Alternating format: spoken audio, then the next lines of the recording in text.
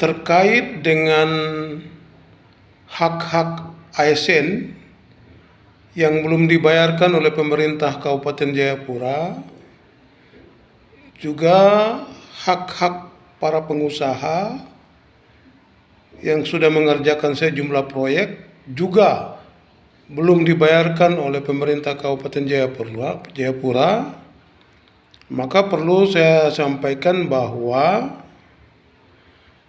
yang namanya tunjangan ASN itu diatur dengan peraturan presiden, peraturan menteri keuangan, bisa juga dengan pergub, peraturan gubernur, maupun peraturan bupati wali kota.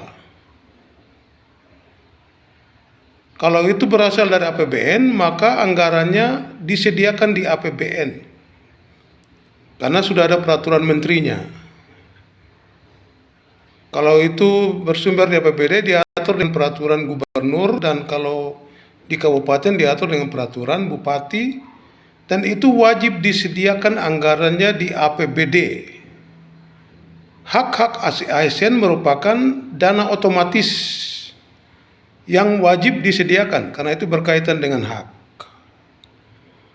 Oleh karena itu, kalau pemerintah Kabupaten Jayapura menyampaikan bahwa tidak tersedia dana, ini pembohongan publik.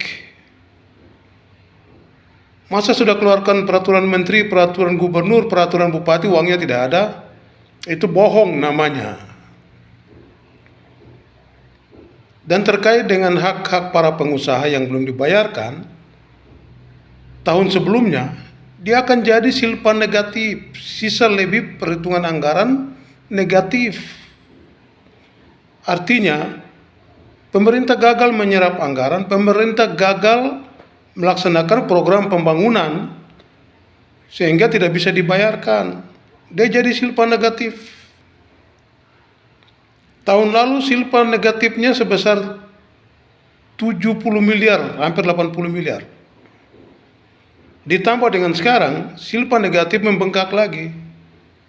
Mungkin di atas 80 sampai 90 miliar. Itu berarti pemerintah Kabupaten Jayapura gagal melaksanakan pembangunan. Yang berikut, kebijakan defisit anggaran tidak terkendali. Bikin program terlalu banyak, tidak disesuaikan dengan kemampuan keuangan daerah. Bisa saja hak-hak ASN ini digunakan untuk menutupi kebijakan defisit anggaran itu. Sebab kalau tidak bermasalah, kalau tidak ditutupi. Dengan catatan mereka akan mengganti kemudian kalau ada pendapatan yang masuk atau silpa murni.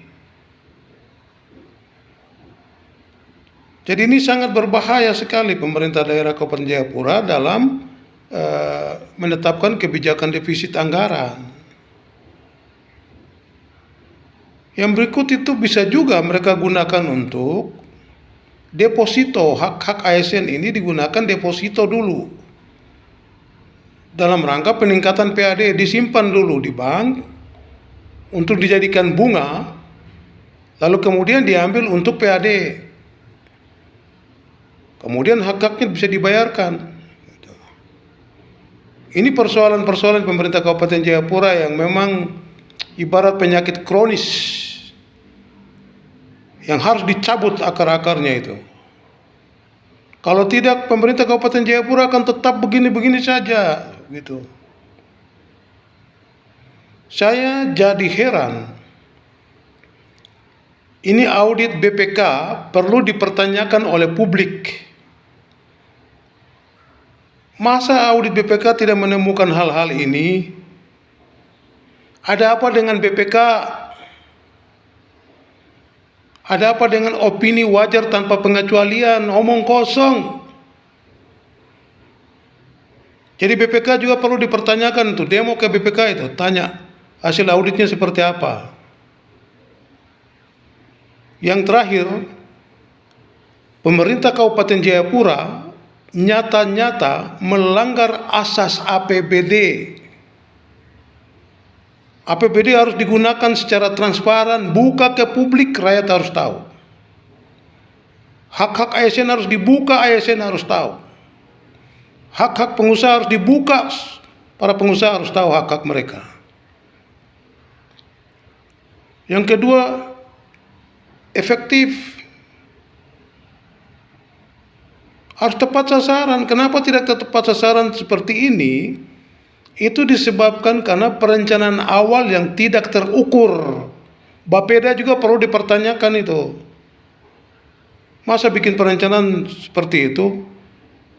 Tidak terukur, makanya jadi persoalan sekarang ini. DP2KAD juga perlu dipertanyakan itu. Kenapa tidak menganggarkan hak-hak ASN ini? Ini benang kusut di Kabupaten Jayapura diperbaiki. Diputus baru bisa. Yang ketiga harus efisien, asas anggaran efisien. Harus ada penghematan anggaran. Untuk kegiatan-kegiatan yang tidak diperlukan ya tidak usah dianggarkan. Anggarkan kegiatan-kegiatan yang prioritas. Asas anggaran yang keempat adalah akuntabel. Menganggarkan anggaran sesuai dengan ketentuan peraturan perundang-undangan dan dapat dipertanggungjawabkan secara hukum.